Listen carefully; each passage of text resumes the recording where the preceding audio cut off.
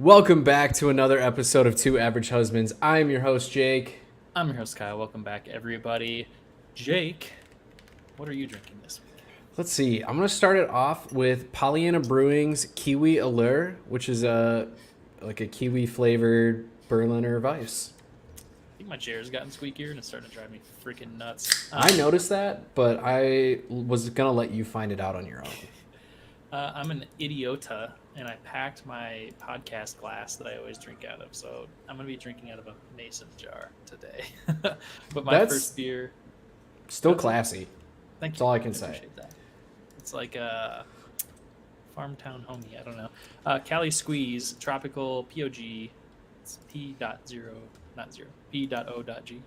I don't know what that means. Yeah, I don't either. The beer you had last week had it too. Hold on.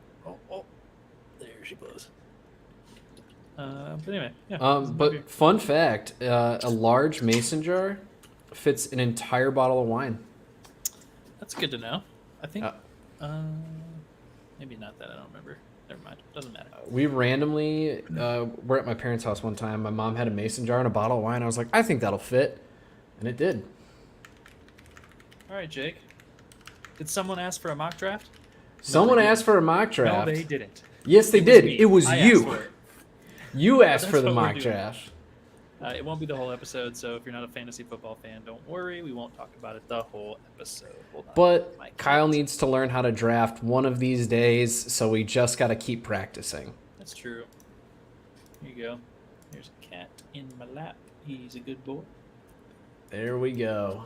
All right. So this is going to be a Superflex Dynasty mock draft. This is currently slated for like 14 rounds. We're probably not going to go that many rounds. We're absolutely not going to do that. But we're going to go ahead and start the draft and see if it actually auto-picks. It is Dynasty, by the way. If Jake didn't already say that, which I think. I did. Dynasty, Superflex, full PPR. This beer is really good. So in this, Sleeper decided that Patrick Mahomes is going to go 101. Perfectly fine with that. I probably would take Josh Allen 101. 100%. He's only outscored Patrick Mahomes 3 years in a row. But those two... Are you sound effects on this? I turned them off for me. Awful. But... Oh, there we go. Okay. So next, this is going to be your pretty standard top three in any super flex draft. It's going to start these three. My pick is where you can start to get a little creative with it. You could go quarterback. Maybe you take Taylor. Maybe you reach for one of the wide receivers a little bit. I still think there's a clear top tier of the first 5 talents when it comes to quarterbacks. So I'm going to take Kyler Murray, who's currently at the top of that tier. I have him just a hair over Lamar. And maybe that's a little bit biased just because I'm looking at Scott Fishbowl scoring a lot recently, which values completion percentage. I am. Oh, okay. Which I'm fine with. But so realistically, 105, this should be Lamar, could be Taylor, could be Chase, Jefferson, Pitts. I think realistically those are the guys you see kind of going a little bit early there. Lamar, like this, so this isn't too unstandard. So Kyle coming on the board at 108. On the clock. You know, he could go. I could go Burrow, but I won't. I'm going to go Jamar Chase because I think it's almost a split decision between Jefferson and Chase now at the what could be your wide receiver 1 this season, in my opinion. And I like Burrow a little more than Cousins, and I'm happy to take Chase there. I prefer Jefferson to Chase, but also I'm a little weird, and I don't think that's too contrarian. But God, was it on Twitter? It doesn't matter. Somebody said that. I think it was Mike Williams could be the wide receiver 1 this year, and I was like, "Are you out of your fucking mind?" I mean, if Austin Eckler and Keenan Allen die, it's possible, but very unlikely. Joe Burrow, no surprise there. 10 is really where you start getting interesting. I personally used to be a Dak guy. I think Dak is a little bit of a reach here. I would go Kyle Pitts. We haven't specified. We haven't specified it. Well, let me clarify. If it's tight end premium. Okay. If it's tight end premium, I'm going Pitts. I'm assuming most people. If you didn't set this in tight end premium, though, the auto draft is not going to play it that way. Correct. So there's really no way to set it at tight end premium, unfortunately, when you do the mock draft stuff. So Najee at 10, don't hate it. Wouldn't be surprised if I saw that in a league whatsoever. I just don't know if I'm going to see it play out that way this year. Dude, I don't know. They've talked about his utilization in the offseason. I don't think Harris is going to be – I think he's going to be an RB1, no doubt, but I don't know about top. Yeah, I think he'll be top. Maybe not. I think he'll still be a top 5 running back off of sheer volume. I mean, that's what I'm saying. That I don't know if they're going to use him the same. It doesn't matter. Anyway. They can talk all they want about not using him the same. They ran James Conner into the ground. They ran Lev Bell into the ground. Like this is just what the offense does. Fucking problem. I doubt it. He still took a running back in the first round. Kyle Pitts at 111. Okay, I don't know if I love it. Like you said, tight end premium. I'd still take him probably in the first round, but I don't know, man. I would go Mark Andrews before Pitts, maybe. I personally wouldn't. I'm a little lower than I was Andrews tight end 1 for a little bit there. I think Pitts has done enough to prove it. Let's see. On the turn here, a Lamb Prescott stack, wouldn't be shocked if that happened. I've been seeing CeeDee Lamb creep up in the late first a lot, which I think is terrible. Yeah. But people are going to do it. So, let's see. Kyle Pitts guy on the flip here. He's going to take Javonte Williams. Again, I think a reach. I don't love this guy's draft at all, but that's okay. It's not my draft. Yeah, I wouldn't do Javonte Williams that early. There's Mark Andrews. We're just going to call this tight end premium. If there's 2 tight ends off the board at 203, you're drafting in a tight end premium league. So I'm just assuming that's what we're doing at this point. I was going to say I'd probably at 2-3 would be the first time I would expect to see a tight end go off if it wasn't. So yeah, I'm fine with just calling it tight end. Pitts is basically in tight end premium. Pitts is basically a consensus first round pick at this point. Wow, I did not expect this to happen, and now I don't have a choice. Got to go Cooper Kupp here, and I'm going to take the wide receivers. Yeah, I mean, there's nothing wrong with the quarterback or the wide receiver start when it's those two. I would 100% do this in a dynasty start. 100%. Yeah, I probably would. I might be tempted to reach a little bit for like a Fields, a Hurts. That's the thing is I don't know. This is my long run, I guess. It might make it back to me, though. CMC 2-6 makes sense. Team 6 here is going robust quarterback right off the rip with the Russ pick. Don't hate it. 105 here, let's see. They go Deshaun. It's gross. Look. It happens. It's the least shocking thing to me. That for sure, yeah. Let's see. Oh, I'm not going to let the CPU auto pick me here. So if I'm looking at this board, I have Kyler. Realistically, I probably should go Eckler here, but I'm going to go Breece Hall because I'm a Breece Hall guy, and I'm going to die on that hill. Yeah, okay. Eckler and then goes immediately right after. I would expect A.J. Brown here. Nope, Devontae. Don't hate it. A.J. Brown above Devontae? Bro, I'm taking A.J. Brown as a top 3 dynasty wide receiver still. I don't care. Okay. Jalen Hurts doesn't scare me, and if anything, there he is. He is the opposite of scary. Mahomes, I don't hate it. I really don't. Like, you have the security at 101 with Mahomes. If Hurts falls to you at 2-2 or 212, you have 2 top 5 quarterback potentials. Even if Hurts, sorry. Wow, someone get the counter started. Jalen Waddle going at 3-1. AJ Brown 3-2. Trey Lance 3-3. This is pretty chalk up to this point. Like, there's nothing. Yeah. The Russ pick is maybe a hair of a reach. Like, Russ is quarterback 7. Did I do that math right? 8? Quarterback 8? It's a little bit of a reach. I don't hate it. If I'm coming back on the board here, I don't like to go running back early, but there is value there. Debo 3-4 is hard to pass on, though. Like, I don't think I could pass if I saw that. Dalvin comes off the board way too early. That's maybe it's my hot take. I barely think Dalvin Cook should be drafted as a top 12 running back in Dynasty.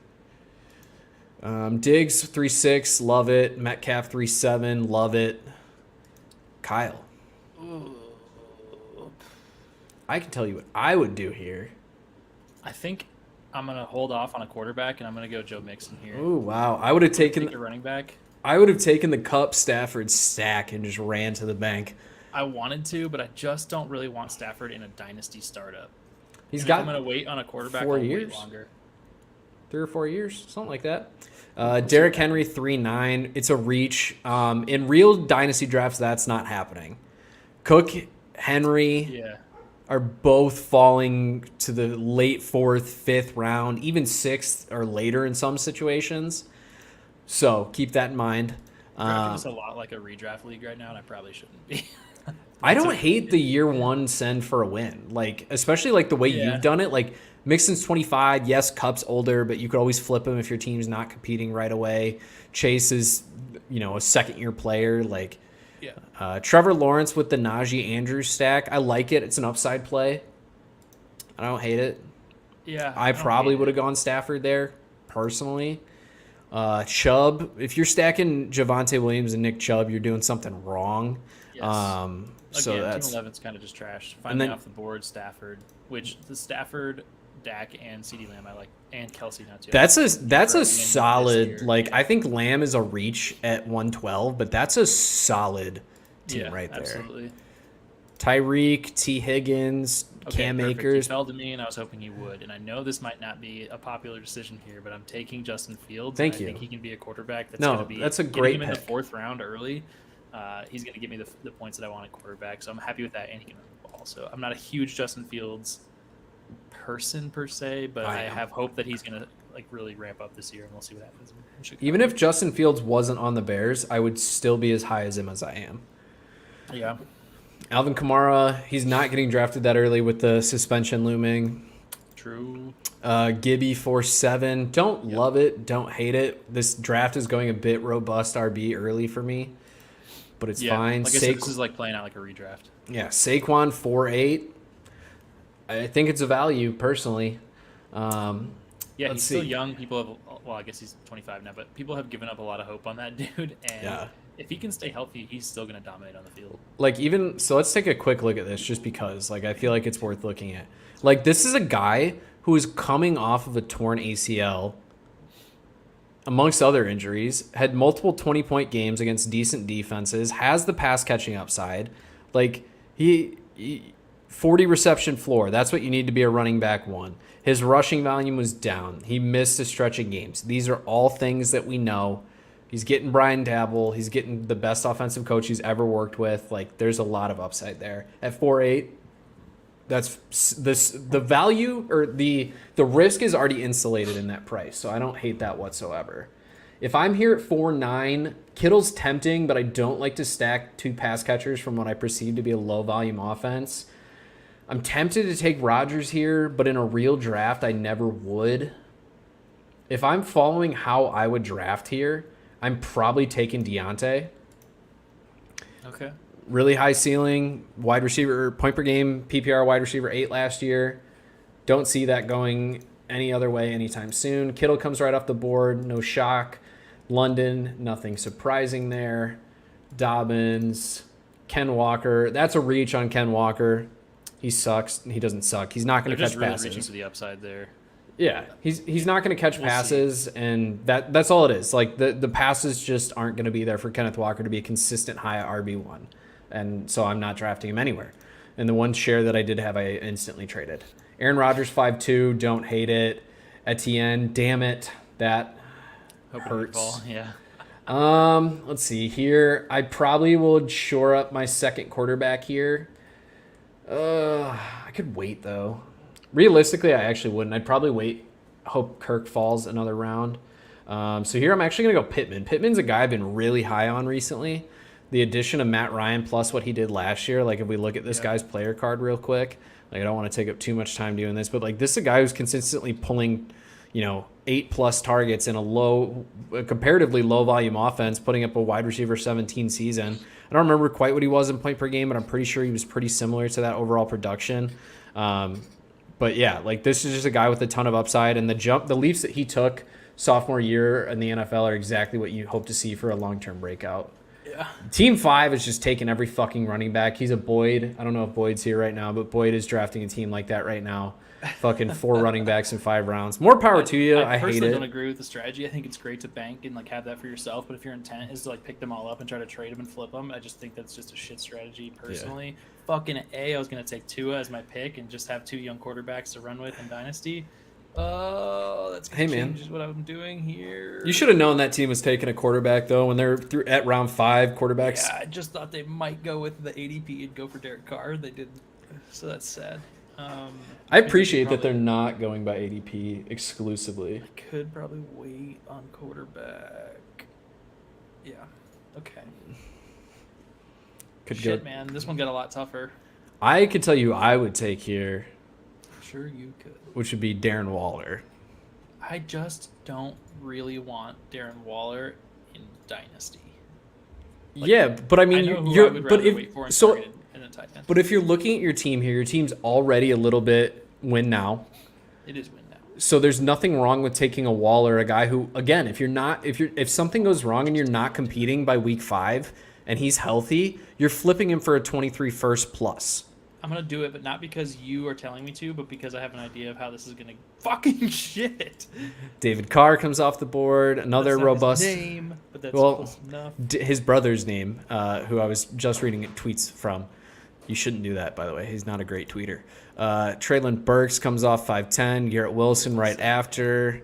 Mike Evans, oof. I wish he fell to me. I think he's going to be fucking incredibly good this year. I do too. I'm fully in on Evans this year. Judy, it's a reach. I don't care. He shouldn't be a top 9 round pick, honestly. I don't care if he's got Russ. Yeah. Lenny off the board. That one hurts. Godwin, that's fine. I don't hate it, especially since that team, this is a younger team for the most part. McLaurin comes off at 6'4". If I'm going to be win now, I might as well be win now, and I'm going to go Aaron Jones here and get my second running back. Hawk, Olave, Keenan. Comes to me at 6'9". It's a reach. I don't care. Kirk Cousins, welcome to the squad. Free quarterback 1. Look at this. This is what we were talking about this in a league today, and I was actually arguing on the contrary of this. Look at this man. 11. Yeah, that season sucked. 13, 6, 5, 10. Why is this guy quarterback 20? Quarterback. He's coming off the board as like one of the barely within the top 20 quarterbacks, and he's a free quarterback 1. He's got no more upside than that, but let's just finish out this next round and then we'll call it. I think 7 rounds is a good spot. Connor Jacobs, Hollywood, love that for them. AJ Dillon, I think AJ Dillon is going to go really early in a lot of dynasty startups with the expectation that Aaron Jones is somehow just going to fall off the map, but the Packers have shown that they are going to be staying committed to that dude for fucking ever. Yeah. Let's see. Zeke in the 7th, by the way, I think is a steal. Honestly, in a dynasty startup, probably a good place. I got him like 9-1 in a league. Yeah. I'm gonna take Dalton Schultz there. Best tight end available. I think there's an argument for Goddard, but I'll take Schultz there. The team's a little bit more ready to win right away. Matt comes off the board. Elijah Mitchell, my dude. Devonta. Right, I have to do it since we're only closing out this round, and I'm gonna take it. Because I've been a believer in the past, and I just have to do it. Zach Wilson. I'm taking Zach Wilson. Yeah. I'm actually in on Zach Wilson this year. I really like what they've built around him. Amon-Ra, Bateman. Bateman should have gone before Judy. Bateman should probably go before Olave and Keenan and Jameson Williams, in my opinion. Yeah. But it's fine. Timmy Brady comes off at 7-11. If Bateman's ADP is going to pop up a little bit at all, because he was closer to the season, I think it will. Yeah, but probably. This is, I think this is a pretty solid end of this round here. What I'll do is I want to go through the rest of this draft. We'll do it once Kyle and I are off the air. We'll just finish it out. But this is a pretty good – I don't think there's too many – anything too crazy off ADP from what I've seen in leagues. Like I said, some guys will fall a little bit farther from the drafts that I've done so far. Most of your older running backs, your Cook falls, your Kamara falls a little bit, your Henry falls. Nick Chubb even falls to the 5th or 6th round. So some of those running backs are a little bit of a reach. I'm not gonna lie, I'm looking at the overall ADP list right now too, and to see Amari Cooper still available in round 8, he's getting a little older, but Amari Cooper is really fucking good. Yeah, he's 28. He's put up solid numbers. He's just never taken the leap that I think people expect him to. Especially last year, he starts the season 13 receptions, 139 yards, 2 tugs, and then just a bunch of stinkers. I think that's what hurts him, and that was just the Dallas offense. It was weird, really weird at times. But all right, that is a solid mock draft. Like I said, we'll finish this out and we will share it for you viewers at home, listeners. Yep, I'd be happy to listen to Dynasty Startup for myself personally. Yeah, listeners, check out our Twitter, and you will see the remainder of that draft. But that is a solid mock draft. Kyle, getting you ready for that home dynasty draft that you have starting up here soon that I'll draft for you. It's fine. It's actually after the preseason. We're waiting until September, right at the beginning of September to do the draft. So that's a little late. I put it up to a poll. I asked everybody if they wanted to do it pre or post preseason, and the consensus was after the preseason. So that's what we're going to do. Fuck consensus. I don't blame them. There was a lot of things that happened last year, obviously during the preseason, specifically with running backs, where we saw fuckloads of ACL tears and Achilles. So I don't blame him for wanting to do it. I don't care. I'm done with this beer though, Jake. Jesus. That was really friggin' good. I was gonna say I gotta catch up. I'm like, given I had to refill it a little bit because you can't get the whole can in these glasses, but 8.9. God Actually, damn! You know what? I gotta do it. 9.0. It's a 9.0. Is that your highest? It is. That beer's really freaking good. That might be Kyle. That's Kyle's new favorite beer. Everybody. I probably will never have it again because I don't know where to get it other than this one place that I went to. You're gonna have to drive there and like stock up so that you have it when you move. It's a great. Actually, it says Cali in it, so I feel like you'll be able to find it. I don't know. What's the brewery? Doesn't matter. What's your first topic, Jake? Let's talk. Okay. Kyle, do you believe in anything in the world of cryptids or the paranormal? No. Well, I'm not even a little stitious. This is gonna be a real short conversation then, because I do. Advocate for the things that you're saying, though. I believe in a lot of things. I believe in a lot of conspiracy theories too, but that's a different story for a different episode. But like, so let's just go down the list, right? Ghosts gotta be real. No. There's no way they're not. In what world have you ever had any sort of experience that made you think ghosts were real? I've seen 2 ghosts. I don't believe you. One time was at night. I saw a bike. It was going. It went through one street light, and it was going way too fast to do anything else, but it didn't go through the second street light. It just disappeared. This was when I was younger. I was sober. Just saying. Oh my god. Okay. All right. And I have woken up and I was sleeping over at a friend's house about a year later after that first incident. And I woke up and I walked to the bathroom and I could see a person in the mirror behind me. And I turned around and they weren't there.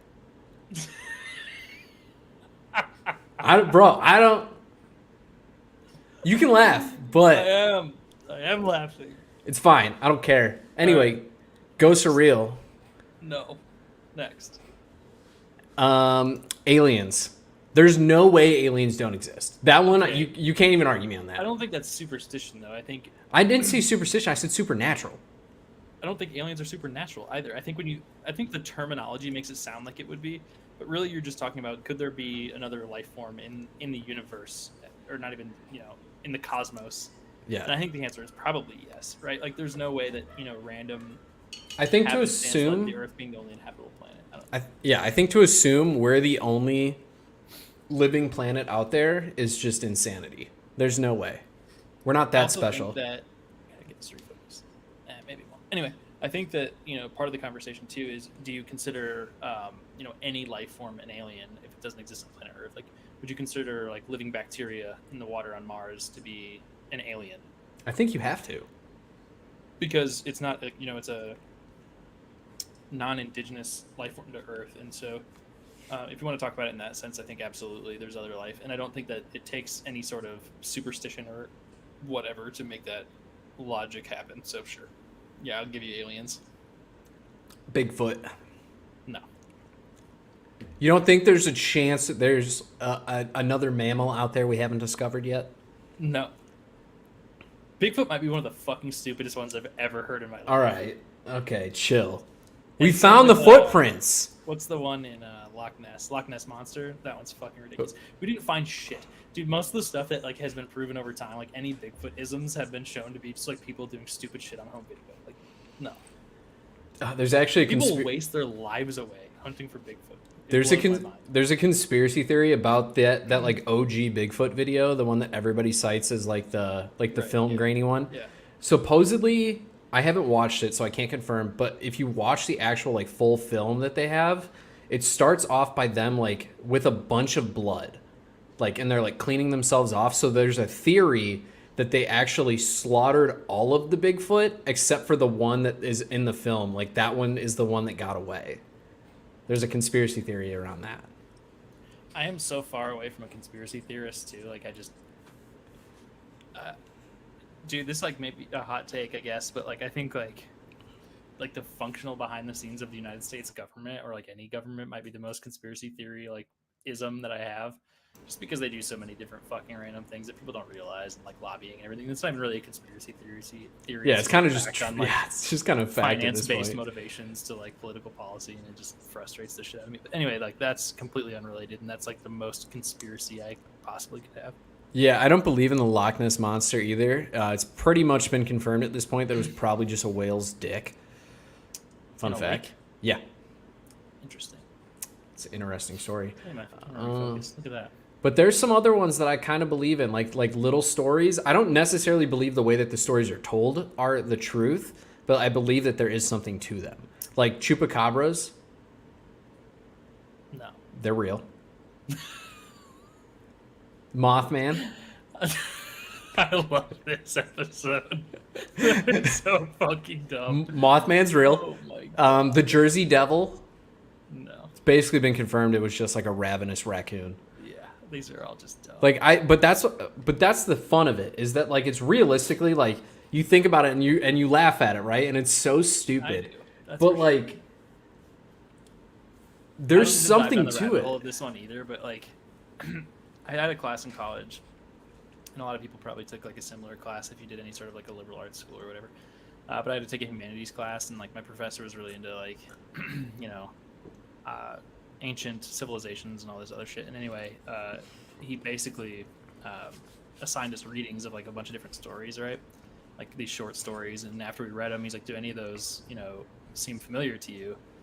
And for me, I was like, not really, I don't know. But anyway, some like religious people in the class or whatever were like, "Oh, that sounds just like such and such from the Bible." And he like, whatever, anyway, right? Like, so like all these stories were actually originally from some ancient civilization that have been twisted into like stories of the modern Bible now. Yeah. It's just hilarious to me. So like, even like that's probably part of the reason why I'm an atheist now, is like you look at these different things, right? And it's like people have twisted things over time, and like just storytelling that they've done, like campfire tales, which ended up creating most religions. And I think it's so fucking funny to me now, because like, you know, you talk about even being a little superstitious, and I'm so fucking not, because I'm like, dude, like, do you realize that your story was just like the names changed and it was written 5,000 years before you thought it was, or whatever? You know, it's fucking nonsense. But there was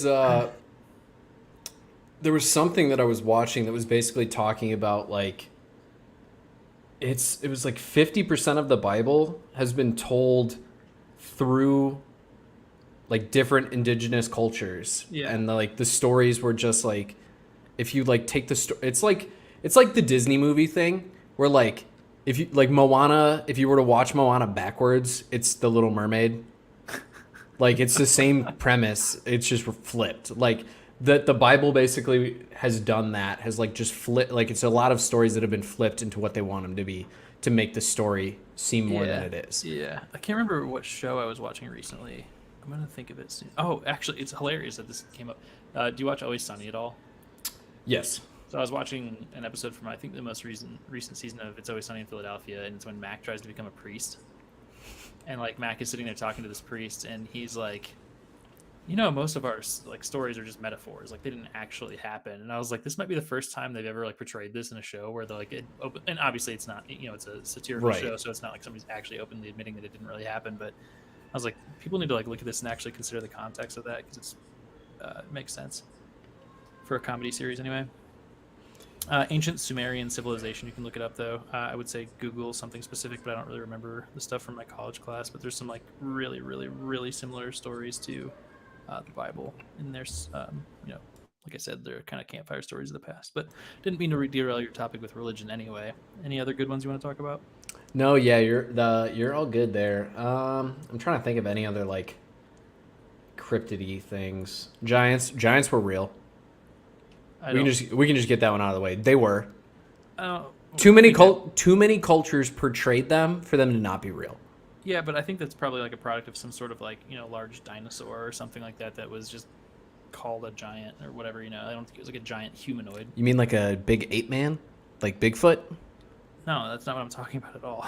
That's what I'm talking about. I'm saying it was probably some non-bipedal fucking dinosaur that was just like, oh, we're going to twist this story a little bit and make it scary for kids. Let me pull up a list of cryptids so I'm making sure I'm not missing anything that I believe in. List of cryptids. Here we go. I'm trying to make sure.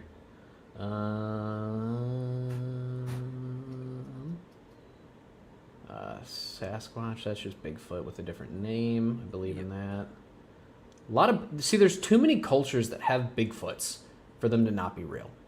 There is no Bigfoot. There is probably a Bigfoot. There is not a Bigfoot. The Thunderbird? What's the Thunderbird? From Native American culture? A giant bird? I think Native American culture is like probably the origination of a lot of, whatever you call them, cryptid stories as well. They've kind of been twisted over time into different things. But no, I don't believe in any of those either. Let me just make sure here.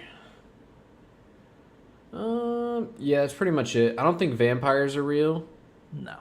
Zombies actually have kind of been proven to be possible. No. Well, science disagrees with you. Can we agree that if zombies were real, though, that they wouldn't be Twilight zombies?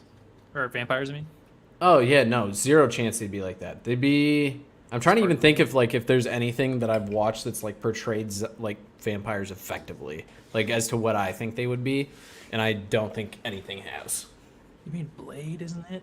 I just rewatched some of the Blade movies. I did, too, because they're on Netflix now. Yeah. Same. All right, well, I was hoping you were into at least something, but... Nope, none of the above. Well, it's fine. You know what? We had to learn one way or another. Not my chair, not my style. Sorry, I was distracted by something. Justice texted me and said, we can't be talking shit about the Vampire Diaries. So... the Vampire Diaries are... Jess, the Vampire Diaries are the perfect portrayal of vampires and are ultimately the goatiest of shows ever. Oh, man. Okay. All right. I'm going to rate my beer since you already rated yours. It was delicious. Very good. Very good. Not your level of good. This is like a solid 7.3. Okay. That's not bad. But it's pretty good. So now that I've caught up to you, what is my second beer? What is your second beer? I was gonna crack it open like mid your topic, and I was like, "That's so rude. I'm not gonna do that." I would have done it if I were you. I'm so tempted to crack mine open all the time. Look at this freaking label. It goes so hard. Killer. It's Two Pitchers Brewing Waterboy. It's a sparkling watermelon lime radler. I feel like you're gonna hate that one. There's a good chance. I don't really know what a radler is, and I probably should. I know I've drank them before recently, yeah. But we're gonna give it a shot. I have Pollyanna Brewing again. Didn't actually realize until just now it's the same company. Lunchbox Tactics, which is an American lager with orange and amaretto. It's supposed to mimic, I would assume, a lunchbox shot. Which, if you haven't had before, if you are in this room, in this video, in this listen. If you are on Spotify, iTunes, or Google Podcasts, our 3 platforms besides YouTube, and you have not taken a lunchbox shot, and you are of legal drinking age, and you can drink responsibly, you should take a lunchbox shot because it's fucking delicious. I don't know if I've done that. It is. You're gonna just because you said that. When I come visit you, we're gonna take lunchbox shots. Okay. Whether we have to go to a bar to do it, or if I have to pour it in your house, we'll figure out a place. Describe it. It is light beer. Okay. Amaretto, and orange juice, and it tastes like Sunny D. I think you've talked about that before. And I have, because it's my favorite chug shot of all time. I've pretty much mentioned that I don't think that it sounds very good. You say that until you have it. I think I'm going to hate this for sure because I sipped the rim out of this can, and it tastes like a sour, so... I'm not a big sour guy. I'm now going to Google Radler. This is definitely not like a ranch water, though, in response to Uncle Kyle. This is definitely some sort of a beer type beer. It is...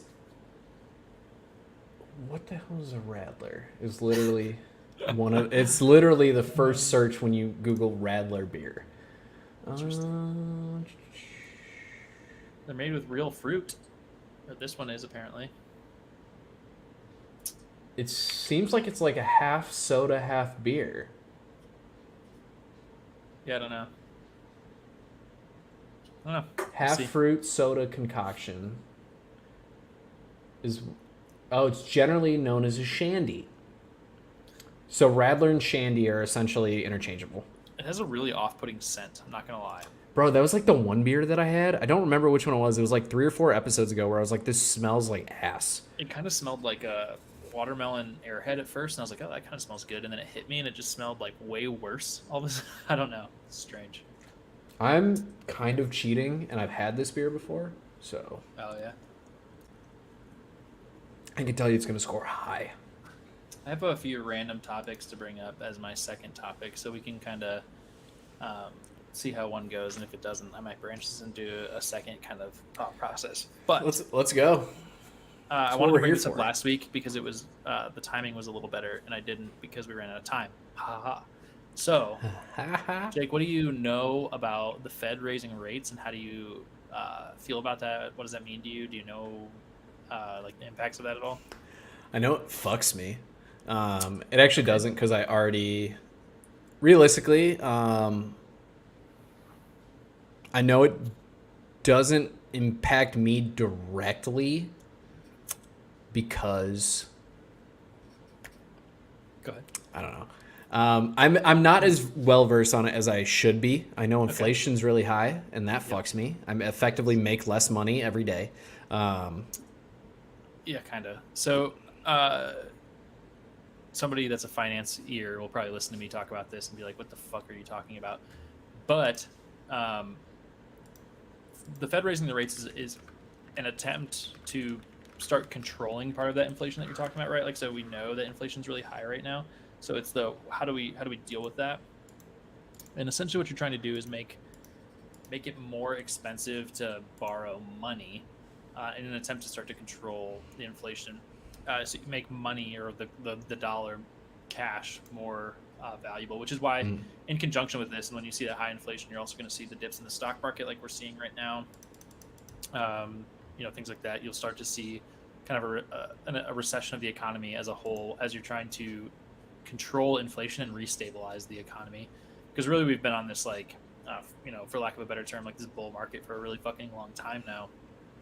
And if you look back at like the trend or like a line graph or whatever you want to call it of the economy over time, it's specifically if you focus on the stock market, it's gone up and up and up and up and up. And even like the 2008, 2012 timeframe where we saw like those massive dips in the market, were like triple what that mark was at the peak of back then. And that's probably a completely inaccurate number to say and throw out there. But the big thing is go ahead. It's not like if you look at like housing interest rates, right? Like we are talking about how the housing interest rates are going up when they're back up at like 5-6%. Yeah. Historically, these are still some of the lowest rates of the past 50 years. That's what I think is one of the interesting things to talk about. And so like I bought my house in 2018 and the first interest rate on my house was a 4.6 something percent, like 4.625 or something like that, right? Now, which to be completely fair, like I kind of snuck in before the Fed went too crazy. I think I got in the first 50 basis points, and then before the 75 basis points the Fed ended up raising. But anyway, my loan this time was a 5.0, or like roughly almost exactly 5.0, something like that. Something pretty close to that for my new house. And so it's like I paid a little bit more than what I did in 2018. And there's a good chance that once the market stabilizes, you're going to see that start to dip again anyway, so I can just refinance. Now, 5.0 does not concern me. And even like for me, like when we were buying, we started looking and everything was still super low. Like it was not too long after you refied your first loan. Yeah, it was like right around there. And then we like shopped around, found a few different lenders, went with the best rate. And then they were like, hey, we really recommend you locking in this rate now because it's going to go up. Yeah. And most lenders wouldn't be that cool, in my opinion. Like we actually worked with a really good mortgage broker and was like really fair with us about everything. And just like straight up, he was like, hey, shit's going to go up. So you might as well take care of it. We're like, perfect. We did. And then like, if you look now, like if you look on like Redfin, Zillow, Realtor, and like the estimated interest rate for most of them is like 5.5 plus. You know what else happens during these times where you start seeing like rates go way up and the Fed's raising rates and things like this and trying to stabilize the economy during high inflation? You'll see a lot of layoffs a lot of the time at like major corporations, which is, I just was reminded of this because you just said it. But Redfin laid off. I'd have to look up the exact figure, and I could if anybody really cares. But they laid off a shitload of people while at the same time paying multi-million-dollar CEO and like corporate bonuses. So that's like one of the things that pisses like the consumer off the most is when you start to see shit like this. They did it. Zillow did it. It's very, very common. Like most of the Netflix got a bunch of flack on Twitter the other day when they announced that like they're doing like their version of Squid Games, which they announced like 2 days after they laid a bunch of people off and are promising like whatever it was, like 4.6 million in prizes. Yet they just had laid off like 500 plus people. Yeah, it's crazy. And it's funny because like the word you used was like, it's not going to directly affect me. And the crazy thing is it absolutely will. I think it will directly impact people, whether you are purchasing a home or a car or whatever. Like money is going to be more expensive, right? So, and when you start talking about the Fed raising rates, if you look at it just from the perspective of a mortgage, right? And the thing that I don't think everybody understands is when you are taking money from a mortgage company, the mortgage company is also borrowing that money. Yep. So when the Fed raises rates, that's the value at which, or the increase in value at which your lender needs to borrow that money. And so if the going rate for your lender is starting to rise, then you're going to see an even larger rise for you as the end consumer, because they still need to make money on what they're giving to you. So you'll see, like, if you look up, like I think NerdWallet does a pretty good job. If you look up NerdWallet current mortgage rates, the problem with that is what you're probably seeing is what the lender is getting for their money or what they're paying for that money. So it might say right now like 5.5%. I honestly don't know exactly what it's at, which means you are probably going to pay 6%. And so you're going to start seeing that inflating a lot. And the same thing with like car loans and everything like that. It's going to get harder and harder for people to do that. What it might mean, though, is that you're going to see mortgage prices start to correct a little bit too and come down. But the hardest thing to do is to think about. I think people see 5%, 7%. They're like, oh, it's only a 2% difference. But when you start to roll that into in like a mortgage calculator, and you're going to see how much that actually impacts you, it's a lot. So like your budget might drop $100,000 for a house when you see a 2% increase in a mortgage rate and stuff like that. It becomes a lot harder for you to. It looks like a small increase. Yeah.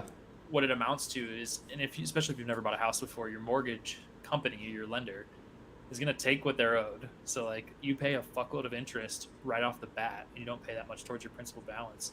And so you're going to pay a fucking lot of money with a 2% increase just towards that. So it's going to be a weird couple of years, maybe, would be my guess. I think you're going to see, starting now, they're trying to control it. They're not going to be able to because they never are. You're going to see some sort of a recession, and then the market's going to correct a little bit. We'll kind of see what happens. But, money is getting more expensive, and it's going to be impactful across the board, not just for people buying houses. It's part of what makes me almost wish I just bought a more expensive house. At a lower interest rate, you mean? Yeah, like if you think about it, like if I were to buy, like I've thought about reselling my house already. I'm not going to do it because there's a tax hit for not being in your property for, I think it's 2 capital years? Gains tax. Yeah. So like the value on my house, if you go on Redfin or Zillow or Realtor.com, it's like $50,000 more than what we paid. Like it's absurd. The crazy thing though is that you still haven't seen the price correction yet. So you paying, whatever it was, you don't need to say your our mortgage was for $200,000, and our interest rate is 3.65%, which is fucking awesome, right? So yeah, it's solid. And you think about now, if somebody else was going to buy your house, they have to buy it at $250,000 plus double that interest rate, probably likely now. You're looking at 6.5%. Like the end payout of that house is probably going to be like $600,000, maybe more. I don't know. By the time they pay off all the fucking interest, like it's funny because if you look at the I think it's maturation rate or maturation, whatever the fuck they call it with the mortgage. I don't know. It's something like that. It's something about the maturity of the loan, whatever. For my house, it's disgusting how much my house is going to end up being paid for, which is why you refinance, right? Like you pay it down a little bit, but yeah, it's just crazy, dude. Like the market is going to change a lot, and I absolutely would not recommend, because the thing that people have a hard time, like I wouldn't be moving right now unless I had to. Like I have to do it for work. So because now I made money off this house here, which was fantastic, but all of that is going to get rolled into the new house at the end of the day, and it's at a worse interest rate. So I'm going to end up I'm losing money in the move for sure. Yeah. Which is why I would not move if I was you. And that's the world we live in. That being said, though, if anybody ever thinks about being like a real estate investor, when you like start to see the prices really correct, and then you see like eventually the market starts to unfuck itself, right when those interest rates start to drop is when you need to be fucking buying into houses if you want to be a real estate investor. And that's exactly what we've talked about, is like just being really smart with our money so that when things inevitably correct, we can get what we want, and then we have the freedom to make this a rental property if we want. We could flip it. I really thought about making sell this it one rental, but I absolutely needed the cash to go and buy a house in California. So California, man. Oh yeah, it's wild. It blows my mind how much more expensive it is out there. I mean, it's about double Arizona. So. And it's so dumb. Like, if we want to talk about like this, like the stupidity of regionality, and how that affects like purchasing property, like I think where I live is relatively expensive in certain areas. And I've talked to people who live on the East Coast, and they're like, the things I would do to live in the Midwest. Oh yeah. I mean, like, they don't actually want that. Like, it's they absolutely do not want to live in the Midwest. But like if they look at their budget for a house versus their budget for a house in the Midwest, they're like, I can get 6 beds, 4 bath. Like, well, that's the crazy thing is people that timed it right. Like, there was a massive influx of people moving from California to Arizona when the rates were still low, but the prices were really high here. Or at least what we thought were pretty high. You know, in like the mid 3% interest rate, because people were able to sell their houses in California for 200 almost thousand more than what they paid. Take that cash and buy a house outright in Arizona. Yeah. You know, you can just sit on it then and whatever, and like you made a little money and you don't have a mortgage anymore. So it's like best case scenario. So I'm hoping that maybe I can hold on to my house long enough out there. I don't know. We'll see what happens. I kind of bought it the absolutely worst time, but I don't think it's the absolute worst time. I do think it's going to get worse. Maybe. I don't know, because I think you're going to have to start seeing the prices come down now as the interest rates go up. So I happen to buy at like a high interest and high price time, which is probably the fucking worst. But I don't think you have like at 5%. That's not that high of interest. No, like I think interest will push like 8-9% before things really start to settle again. I don't know if you're going to get it up to 9. That would be.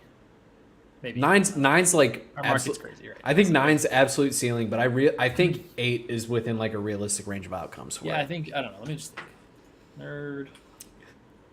I just want to know what it's at currently, because it's probably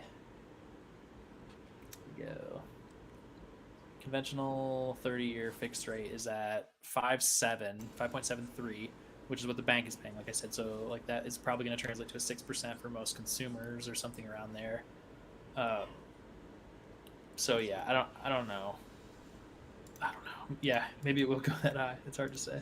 Yeah, and this actually kind of really parlays well into what my second topic was going to be. So I'm just going to bring it up now. Go ahead. What are your thoughts on like the fact that crypto and any crypto related asset has kind of really fallen off the face of the earth for it? Seemingly, it really hasn't comparatively, but seemingly for a lot of the investors, quote unquote, in crypto. Like there was an article today about like different athletes who have taken parts of their signing bonus in crypto and the losses they've incurred on that as a result. Okay, here's the number one thing that I have to say about that. You don't lose until you sell. So for Very them, true. They haven't lost anything yet. They still have the same amount of crypto. So there's that. And if they've been, why am I blanking on the terminology? Staking. If they've been staking their crypto too, they're still making like interest on the crypto. Anyway, but that being said, I think this is going to be a huge lesson learned for people that are entering that market that have been doing it in like second and third tier coins and not like your predominant coins. Like your Bitcoin and like Ethereum. if you're investing an obscene amount of money in meme coins, like I'm sorry, you deserve to lose your money. Yeah, I mean everybody wants to get rich quick, right? So you buy the ones get that it. are affordable Don't get me... and you try to get it up. And I get it.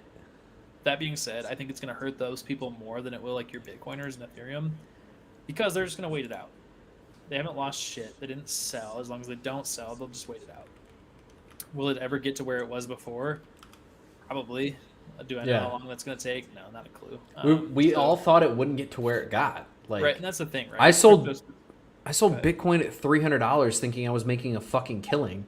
Every day I look at Bitcoin prices, I want to jump off a cliff. The crazy thing with crypto anyway is like, if you're a young consumer and like somebody that's, 20, 30 years from retirement, there's no problem with it. Like I think it's a good thing. Now might be actually your time to buy. Like obviously maybe not like right this moment. Maybe wait for it to. It's gonna keep going down a little bit because we're gonna continue to see it probably go down a little bit. But now's your opportunity. You're gonna see price points that are lower than what you have in the past, and it might be an opportunity to get in. That being said, do not fucking do this if you're 55 years old and you're getting ready to retire. Yeah, if you're trying to invest your retirement income into Bitcoin, maybe don't. It's a volatile market, and I've actually, your money is going to be hard to throw into the market right now. So what I've been doing, just as a personal strategy, is I've been just dumping cash into high yield savings accounts rather than throwing it in the market right now, just because I know that we're not at the bottom. And I don't feel like dropping money in and losing it. And everyone is probably thinking, oh, well, inflation is X percent. And you're only getting a couple percent on that account. And like, you're just losing money. And I'm like, yeah, great. Or I could put it in a regular traditional savings account where I'm getting 0.02% of fucking dick. Or I can throw it into the market where I'm losing 20% every 4 or 5 months right now. Like, no, I'm not going to do that. So I'm going to throw it at guaranteed money. And what you will see on things like high yield savings accounts, for example, right now is that as money becomes more valuable and more expensive, banks are going to be willing to pay you more interest on a high yield savings account to be able to utilize your money. So, during like the crazy rise in the market over the last 2 years, for example, right? Like I remember in 2020, high yield savings accounts were at like 2.5, almost 3%. Well, then when the market got crazy high, you saw those go all the way down to like 0.3%. 0.2%, and now you're starting to see them creep back up, which makes sense because they want to be able to use your money to as the bank, right? Yeah, they're at most of them are 1+% at this point. Yeah, which is exactly what you're going to start to see. Is I think most of them are getting right about 1% right now. So there's probably a scattered few that are above 1% right now. Yeah, this is from bankrate.com. You have like some as high as like 1.25%, 1.5% even, for like some of these smaller funds, but like most, like a lot of them, like Citibank, Lending Club, Citizens Bank is at 1.25. Like you're looking at most of them kind of right around that range. PNC's one of the lower ones, shockingly, at like 0.75, but like a lot of them are right in that 1% range. And spoiler alert, a lot of these things, like these accounts, will usually offer some incentive to throw your cash at it. Yep. So if you've got the cash sitting there and you don't want to throw it in the market right now, if you throw like $25,000 at Amex right now, they'll give you $200, which doesn't seem like a lot, but when you look at it from an interest perspective, if you look at what is 1% of 25,000 over the course of a year, and they're giving you that as a lump sum just for throwing your money in the account, you can fucking close the account after you get the bonus. Move your on to another incentive. So there's still ways to make money right now.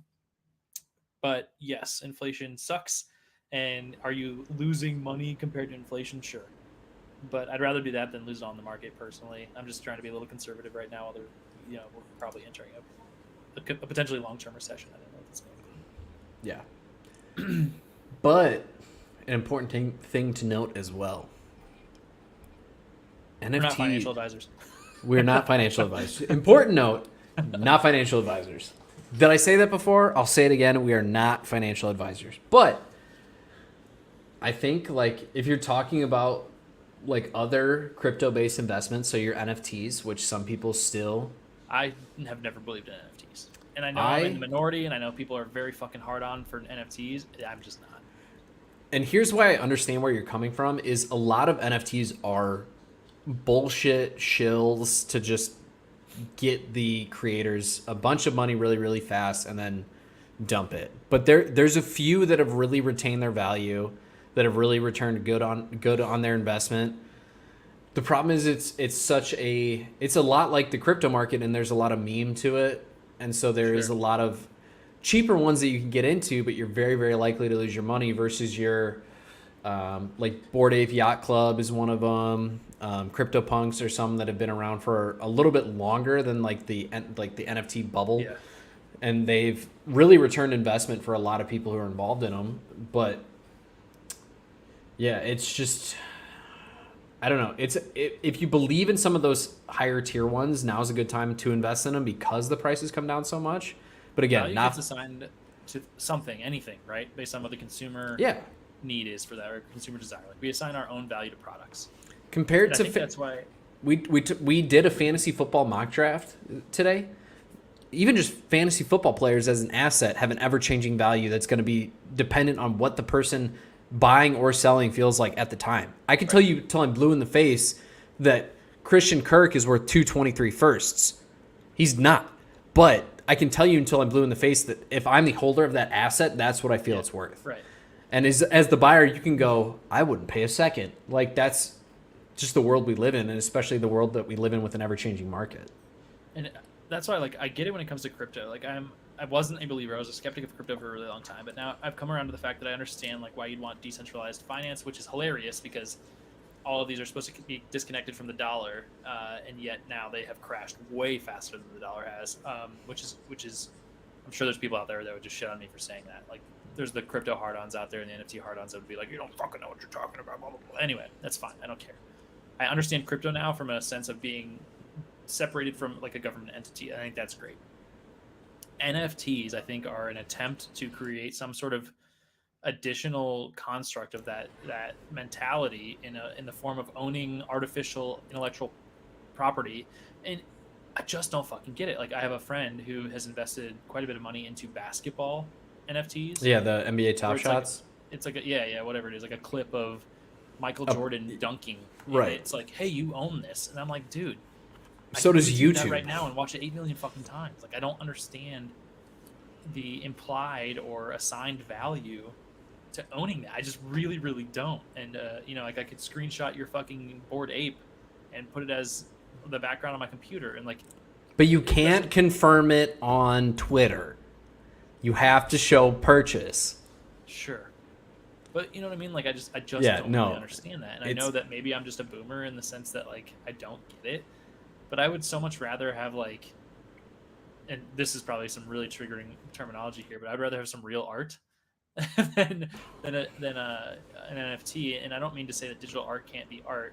I just mean that I don't think that trying to create NFTs, which are like the memes of the fucking crypto world to me, like, to be able to, I don't know, dude. You're not wrong, though. There's something about holding, like, a painting.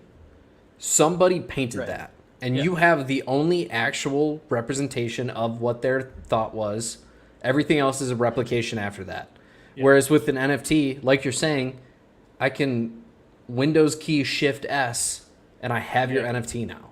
Like, yeah. And some people would argue, like, well, you can do that with the Mona Lisa and just print it. It's like, yeah, sure. But it is like, if somebody hand built something, it is the original, and it's not going to be like the exact same replication. As if like something that was created digitally can be 100% replicated the exact same way. So I don't know. I don't get it. That's unrelated to your conversation. But it is, though. Like that, and that's part of why NFTs are going to forever be kind of like and crypto kind of be a fluctuating market. Is it's not tied to anything. It's entirely tied to perceived value, which is where, like. And you can make an argument that the U.S. dollar is entirely perceived value. It's basically just worth whatever the government says it's worth. But it's tied to, it used to be anyway, tied to gold. It used to be tied to an actual product that had a value to it. Whereas now, like, everything, I have NFTs. I could just tell you they're worth $1 million. Until somebody's going to pay me $1 million, that's not what it's worth. If I have a dollar bill, I can walk anywhere, and anybody who knows what a dollar bill is going to value it as a dollar bill. Yeah. And that's where crypto. I invest in crypto. I shouldn't even say invest. We're losing money right now. It's an investment if you're losing. It's not an investment. It is when don't you're sell losing unless money. Don't lose unless you sell. I know, because I'm still up all time. But I have NFTs. I have crypto. But it's just like, it's one of those things where it's like, I almost wish I just had a tangible asset to just be like, this is what this is worth now. I put a very, very small percentage of my investments towards. Yo, yeah, it's very I don't touch low. NFTs and everything else that I've put into actual equity of some sort of a tangible business. That being said, those are all losing me money right now too. But every NFT that I have was given to me. I didn't pay for a single one. Nice. I don't know if any of them have any value at this point. I think it's worth mentioning here that at the end of the podcast that you should go look at Trevor Lawrence's tweet because Barstool Sports tried to come at him and be like, he lost all of his money from his signing bonus. To be fair, Barstool was not the originator of that. Bet Online tweeted, and I don't even think it was Bet Online. It actually was via Coin Journal, H-T Devin Ferones _ feel free to check those out if you want. But they were the one who tweeted the original screenshot. Yeah, and then Barstool spun it viral, which is hilarious because Trevor's like, that's not fucking true. But nice he's like, try, that wasn't my NFL signing bonus. That was my signing bonus that I was given by the NFT company. Or whatever. Yeah, FTX. Yeah, FTX. But yeah, it's just, I don't know. Crypto's forever now going to be part of our society, and it's just going to have to be a thing that people accept. But you have to accept that the fluidity on crypto is much higher than the fluidity on tangible assets. We're just not at a point right now where it's a good idea for people that are about to retire to do it. But I think if as a long-term investment, I wouldn't go for meme coins or whatever, like the lesser knowns. But if you Bitcoin, Ethereum, even Dogecoin, which is kind of a meme coin, but still has held some relative value. It's a huge meme coin, and there's a massive lawsuit going on towards Elon Musk right now, if you didn't know. Yeah, but it's still holding some relative value. It's trash. It's worth 6 cents. It is up meme. Today. It's a meme. It's down 12. It's down 12 cents in the past year. It's a meme. It is a meme, but anyway, that's all we got. That's all we got time for. Jake, rate your beer. Let's end this one. 9.3. This one is. Love this beer. That's good. This one's a 4.9. Not great to me. It's tolerable. It's drinkable. It's fine. Not great. It tastes better than it smells. 4.9 is one of the lower scores all time you've given. It's not great. You've got 1.4. You see, I buy things I know I'll like, so I got a lot of 7s, a lot of 8s. I'll pretty much try anything. You got a lot of 6s. You got a lot of mid beers. Yeah, there's a lot of fucking boring beers out there. You're not wrong. Especially ambers. I think ambers all kind of taste very similar. But anyway, we don't have time for this discussion. I gave my rating. You gave your rating. That's another episode of Two Average Husbands, everybody. Jake Perry is over there with Perry_FF on Twitter. I am Kyle Anderson on Twitter. You can find both of us on the Two Average Husbands social medias at #2AVG Husbands on Twitter and on Instagram. You can find us at Two Average Husbands spelled out on Facebook and on most places where we do our podcasts like Google Podcasts, Spotify, and the one that iTunes. iTunes, thank you very much. Normally, iTunes isn't the one you forget. It's normally Google. I fucking always forget one of them. Doesn't matter. Anyway, there's all of our... and look at our link tree. You'll find us everywhere. It's in all our personal social medias as well as if you get to any of the things that we're on, you can probably find it from there. That's all I got. Thanks, Jake. You can close this out. Thank you, everybody who did tune in live. Thank you, everybody who is tuning in after the fact on one of those many platforms that Kyle mentioned. As Kyle mentioned, make sure you keep updated tabs, on our content, mostly my content, on at Perry_FF and JWB Fantasy Football as season is getting closer and closer. We have more content coming out over there. Kyle and I will continue to try to be better at social media. We are both busy people with busy lives who don't make any money off of this podcast, so it's hard to dedicate some extra time to this when we can. I'm a big social media guy. I promise I will get better at uploading the episodes onto our platform so that I'm not uploading to the day of our episode. I'm trying, okay? I'm trying. But, as always, thank you all for tuning in. This has been another episode of Two Average Husbands. And don't forget to tell somebody that you love them. Peace.